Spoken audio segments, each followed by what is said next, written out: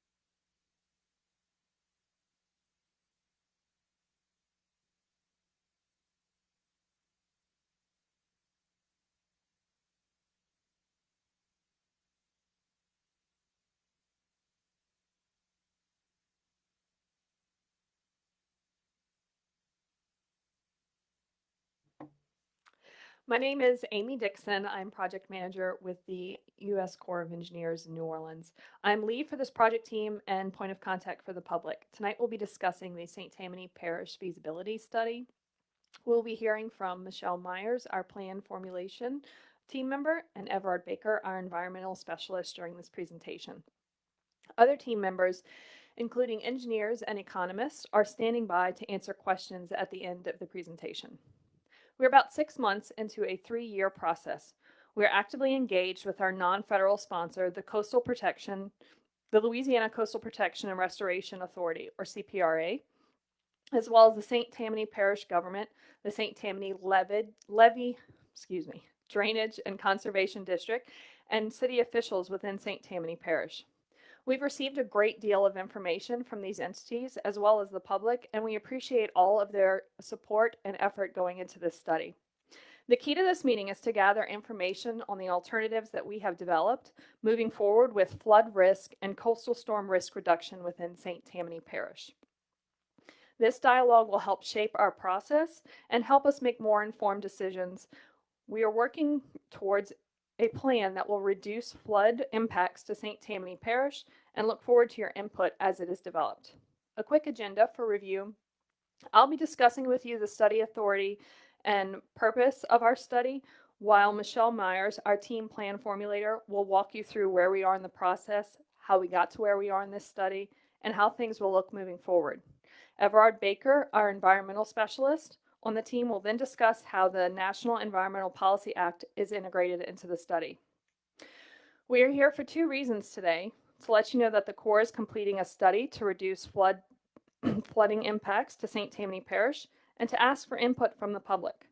We held public meetings in February of 2020 at the start of the study. This meeting were aimed at updating the public on our progress since you last heard from us, while we're gaining input from you, the public. This is a federal study that will be informed by all other local work that is being done and has been done in the past. The key to this meeting is to gather input on our alternatives and ideas moving forward for flood risk management within St. Tammany Parish. Like I said, we're about 6 months into a 3-year process, and we'd like to hear from you, your experiences from flooding in the area, and your ideas for solutions. This dialogue will help us shape our process and help us make more informed decisions. When we talk about creating or starting a project, the Corps needs 2 things from Congress. First, we need the authority. That is essentially permission to start a project or look at a concern. The authority for this project came out of the Wind Act of 2016. It included language for flood risk and coastal storm risk management, as well as ecosystem restoration. The second thing the Corps needs from Congress before we do any work is appropriations or funding. Our funding came from the Bipartisan Budget Act of 2018. Following the flood in 2016 and the hurricanes that swept the Gulf Coast, Congress gave us funding for the 2016 authority. A couple of things I do want to note here. The 2016 authority said that the Corps is authorized to investigate ecosystem restoration and the management, but the Bipartisan Budget Act of 2018 funding we have limits us to the flood risk and coastal storm risk management. We are not going to be able to recommend construction constructing ecosystem restoration for the purpose of ecosystem restoration. We're going to be looking at natural and nature-based solutions for flood risk and coastal storm risk reduction.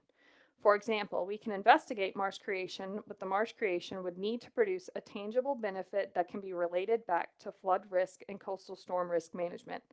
The marsh would have to reduce damages caused by flooding events. This study is fully federally funded. We are held to a 3-year, $3 million budget by Congress. It is the part of the planning process called 3x3x3 study. 3 years, $3 million, and 3 levels of vertical integration.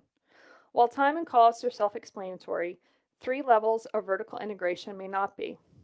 What this means is that when you're calling me at the core district building in New Orleans, I am then talking to our division office in Vicksburg, Mississippi, and they are talking to the headquarters office in Washington, D.C. We are in continual conversation with our vertical chain and with at least quarterly briefings so that they are engaged at all milestones of the study. We work as a team so that there are no surprises at the end of the study. And it should be a seamless process to get this study through the 3-year process and end up with final recommendation for construction from Congress. Michelle Myers, our lead plan formulator, is now going to discuss the planning process so that you can get a better idea of where we are in our 3-year schedule. Good evening. My name is Michelle Myers, and I'm the plan formulator on the St. Tammany Parish Feasibility Study. The Army Corps of Engineers uses a 6-step planning process as a structured approach to problem solving for water resource studies.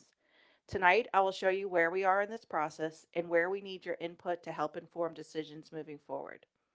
The steps illustrated in the figure are: Step 1, to identify problems and opportunities in the study area. Step 2, gather existing information and data and forecast future conditions. Step 3, formulate alternative plans to address documented problems. Step 4, evaluate those alternative plans. Step 5, compare those alternative plans to one another. Step 6, select a recommended plan known as the TSP or the tentatively selected plan. Although this is depicted as a linear set of steps, the process is iterative and steps are repeated sometimes several times as additional information becomes available. Tonight, we're asking you to help further define the problems and provide new information or ideas to help refine the planning. As Amy mentioned, we have been collaborating with the other ongoing efforts with CPRA, St. Tammany Parish Government, the Levee Board, and the cities and towns within the parish to ensure we are building upon the great efforts that many have already started and have underway to address flooding in St. Tammany Parish. It is a large parish, and we will all need to continue to work together on this important issue. For our planning process, we were able to compile information from at least 30 different studies. This provided us with a lot of data and project ideas that could be used as a starting point for our study. This process is now headed towards determining the tentatively selected plan and making recommendations for a project or projects needed in the parish to reduce flood damages.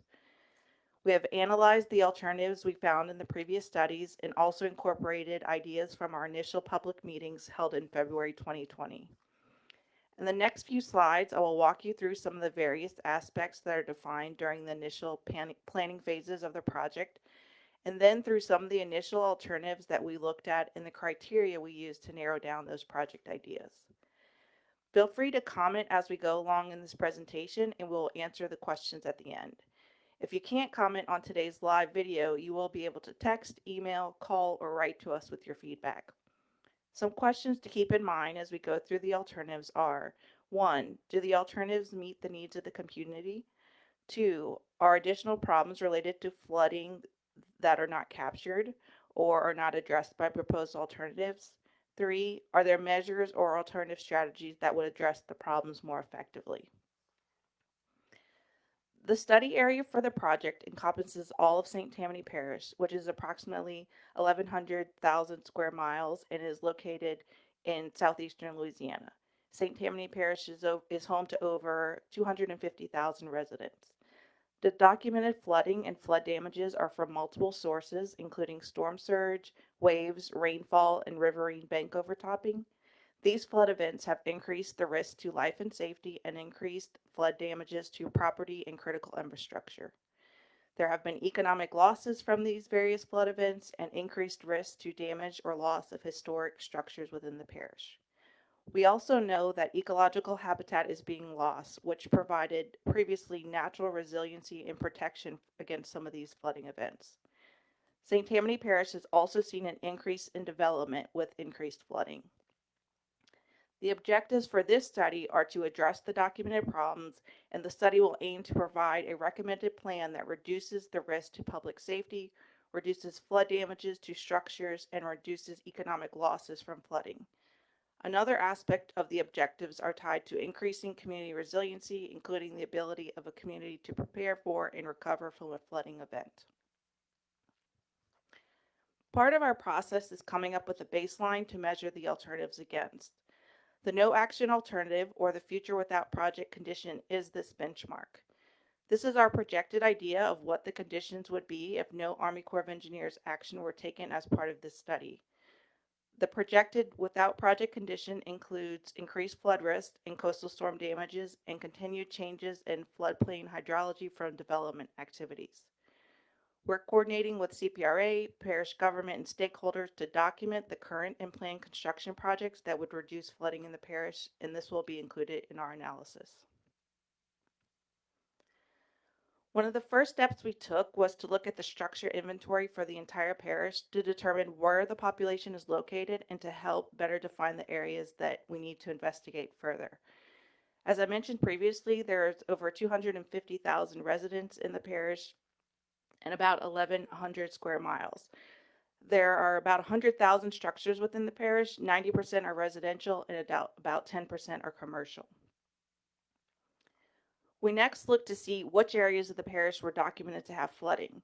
We received information from parish government, and we also looked at documented flood impacts from FEMA flood claims, prior reports, and incorporated the input we received from citizens to date.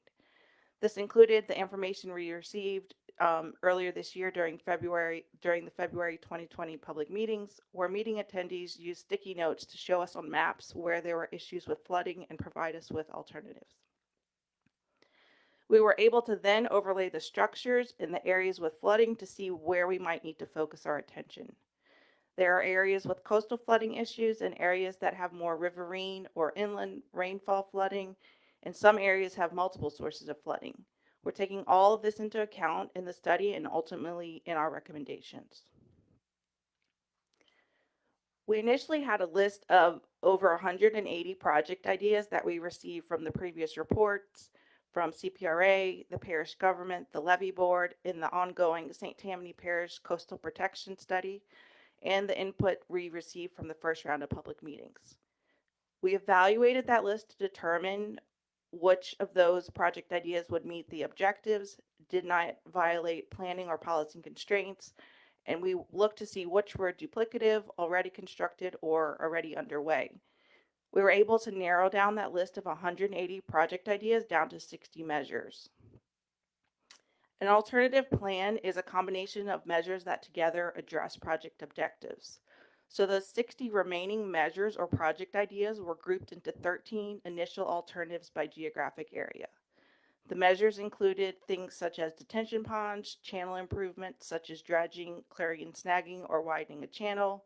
Alternatives also included diversion channels, pump stations, levees, floodgates, and nature-based measures such as marsh creation, shoreline protection, living shoreline, and breakwaters. The geographic areas for the initial alternatives included Lacombe, Bayou Liberty, Bayou Vincent, Bayou Bonfuca, Slidell, Upper Tchefuncta, Lower Tchefuncta, Covington, Mandeville, Madisonville, Abita, and Bush and Sun in the north. We also had a non-structural alternative, which was included for the entire parish, and a Lake Pontchartrain surge reduction alternative that would benefit the coastal areas of the parish. For the most part, these areas and alternatives are separable and combinable, and projects that are implemented in one area of the parish likely do not impact actions in another. For example, an alternative in Mandeville would not impact an alternative or action along the Pearl River in Slidell. In the end, our recommendation from the study could be a combination of many projects in different parts of the parish. We developed a set of screening criteria to evaluate each of these proposed 13 alternatives and measures within the alternatives. This helped us narrow down the concepts that we would investigate further. We looked at each of the alternatives and measures in detail to determine if they met the project objectives to reduce flood damages to structures, to reduce the risk to public health and safety, to increase community resiliency, and to increase the resiliency of natural habitats to reduce flood damages. We also looked at the alternatives to make sure they met the Army Corps definition for flood risk management versus a local storm drainage project. For detention ponds, we looked at the scale to ensure that the detention ponds we were looking at had an impact beyond a localized area. We also looked at estimated flood damages avoided and compared that to the estimated implementation costs of the various measures and alternatives. We looked to ensure that the alternatives were consistent with the St. Tammany Parish Master Plan and the CPRA Master Plan. We also evaluated the alternatives based on project constraints related to threatened and endangered species, lands known to have hazardous, toxic, and radioactive waste, and impacts to established recreational areas and view sheds. The main alternatives and measures screened from the initial array included the Lake Pontchartrain surge barrier alternative, Bayou Chinchuba, diversion channels from the Chifuncta and Abita to Lake Pontchartrain, levees along the Bogachita, and nature-based features as standalone projects. These alternatives and measures were screened based on items such as effectiveness in reducing flood damages and the estimated implementation costs exceeding the estimated flood reduction benefits. It should be noted that non-structural alternatives are still considered in the geographic areas where other alternatives have been screened out, and that we are continuing to look at nature-based features in conjunction with structural alternatives or as part of environmental mitigation. The 13 initial alternatives were, and some of the measures within those alternatives were further screened down to the 8 alternatives shown here on this screen. That was through the use of the screening criteria and multiple iterations of the planning process. We're going to present to you and show you maps of these current lists of alternatives to you today so we can get your input and feedback. We're also looking for any new or additional concepts that you do not see in these alternatives that you may be able to give us feedback on. So our first alternative that we'll talk about in a little more detail is alternative 2. This is the non-structural alternative. The map shows preliminary shading parish-wide in areas with flood damages. These areas will be redefined after engineering and economic modeling is completed. We'll evaluate things such as floodproofing, structure raising, buyouts, and relocations. This alternative can be standalone or portions can be combined with the structural alternatives that we'll go through next, and this will be all across the parish. The next alternative, alternative 4, includes a levee to reduce storm impacts to Lacombe. We have been coordinating with U.S. Fish and Wildlife Service regarding this alignment and potential impacts to the wildlife refuge. Pump stations and other features of the levee have not yet been designed, but will be included if this alternative continues to move forward. On this map, you will also see something proposed as a combined ring levee. This includes the Lacombe levee that we proposed in this alternative, combined with a levee in alternative 5 to reduce coastal storm impacts to Bayou Bonfuca and the Bayou Liberty area. Both of these levees will be evaluated separately, but if both are determined to move forward, we will consider a combined version of the levees. Alternative 5 includes measures to address riverine and coastal flooding in Bayou Liberty, Bayou Vincent, and Bayou Bonfuca. A detention pond is considered to hold water high in the basin to reduce downstream flooding. Additionally, channel improvements are being considered on Bayou Liberty and Bayou Patasat. A levee with a gate and pump station is proposed to reduce storm surge impacts to this area and could be combined with the levee in Lacombe if both are determined to be effective and move forward in the analysis. Alternative 6 is the South Slidell storm surge risk reduction alternative. And this includes a combination of levees and pump station to reduce tidal surge from storm events. This alternative includes levees to tie into the already existing levees built at Lakeshore, Oak Harbor, and Kings Point, Alignment variations have been coordinated and will continue to be coordinated with CPRA and what's in the master plan, with the parish government, the levee board, and with the information coming out of the current St. Tammany Parish Coastal Protection Study and the Sela Schneider Canal project. This alternative also includes a ring levee at Eden Isle, and that's going to be evaluated as part of this alternative, and it would be incorporated into any features that are proposed west of I-10. Alternative 7 addresses the eastern portion of the parish. It includes improvements to Poor Boy Canal and a potential diversion at Gum Bayou to move water east and reduce downstream flooding. This also includes potential channel improvements on Doubloon Bayou, including clearing and snagging or dredging, and a levee to prevent flooding from the Pearl River. The Upper Tchefuncte alternative includes a proposal for channel modifications and improvements on Mile Branch in Covington. This is to reduce the risk from headwater flooding. Potential actions include enlarging the lower 2 miles of Mile Branch and enlargement of Lateral A or Simpsons Creek. In alternative 9, we're looking at a few variations of project concepts to reduce storm surge impacts in Mandeville. This includes variation of the 2016 Army Corps of Engineers and City of Mandeville Silver Jacket study, and more recent project concepts provided by the City of Mandeville and city engineers. Alternatives include raising or replacing the existing seawall and providing additional improvements such as flood walls, flaps, and gates. This alternative will investigate full pump and passive drainage systems. So some of the next steps as we continue this planning process are incorporation of feedback of new information into the alternatives. We're going to conduct riverine and coastal modeling. We will continue to develop our non-structural plan and analyze that plan further. We'll be conducting additional economic modeling. We will have more detailed benefit and impact analysis on the alternatives that move forward. We will then evaluate and compare those alternatives to help us select a recommended plan. And then we'll continue to coordinate with the non-federal sponsor, parish government, and other stakeholders and resource agencies. You'll next hear from Everard Baker regarding the integration of NEPA into the study process.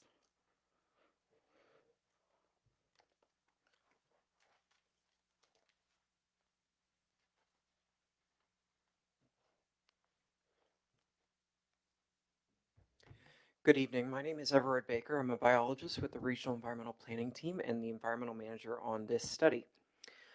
Some of the major environmental issues that we're looking at in this study include Gulf sturgeon and West Indian manatee habitat, as well as red cockaded woodpecker, gopher tortoises, as well as visual resources, environmental justice concerns, recreation, historic and cultural resources, and hazardous, toxic, and radioactive waste issues. Some of the major issues that have come up in our previous public comments are views to the impacts that would affect the views at the Mandeville Lakefront, as well as impacts that would impact the recreational value and access on the Tammany Trace. There's been a lot of discussion about potential impacts to the National Wildlife Refuges, and we will be continuing to coordinate with our partners over at the U.S. Fish and Wildlife Service to make sure that we minimize those impacts. And marsh creation has also been something that we're talking about throughout this process and considering where practical. The National Environmental Policy Act, or NEPA, was signed into law by President Nixon in 1970, and it requires us to consider a range of alternatives when we are developing a proposed action about what we would like to do.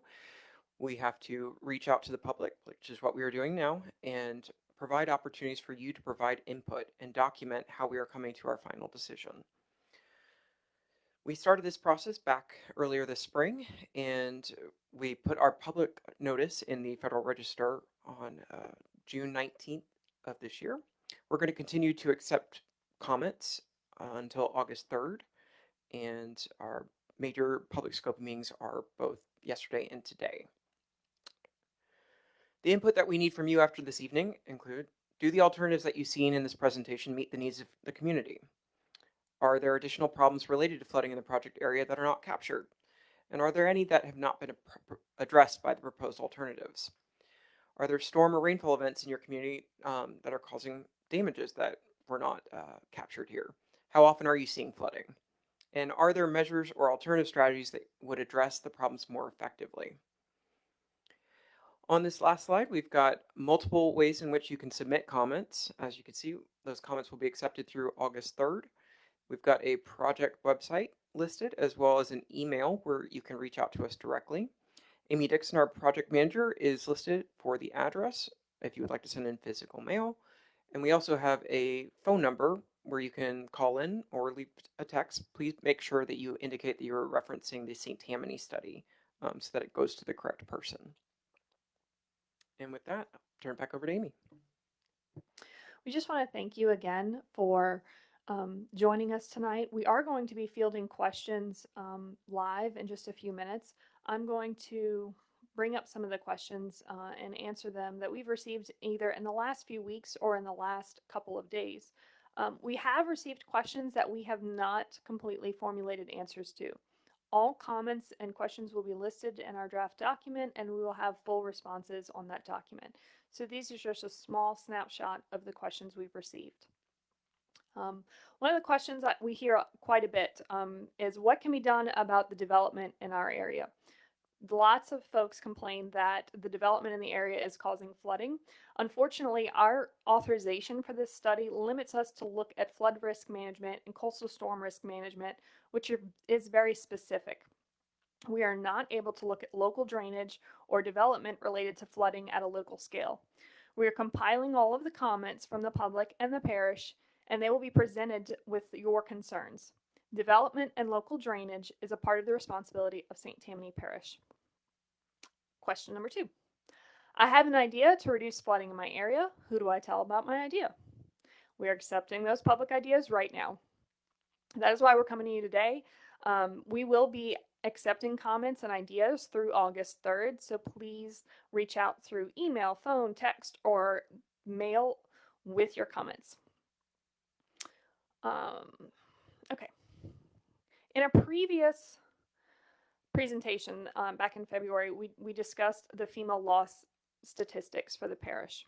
So the question came in, will the FEMA loss table be revised to show losses specific to Eden Isles in order to provide a proper cost-benefit analysis for the project? So we did include FEMA loss information in the last presentation. However, the FEMA loss data that was presented is for information purposes only. It doesn't feed directly into the cost-benefit analysis being conducted for the study. For example, the cost and benefits of levees that make up Alternative 6 in Slidell will ultimately be developed and displayed separately, and each of those levees will need to have a favorable benefit to cost ratio in order to be viable. Question: why was the Lake Pontchartrain surge barrier, or Alternative 3, screened out? The St. Tammany Feasibility Study considered a few options to reduce storm surge from entering Lake Pontchartrain, including gate structures at the Wrigley's and a land bridge including marsh creation and shoreline protection.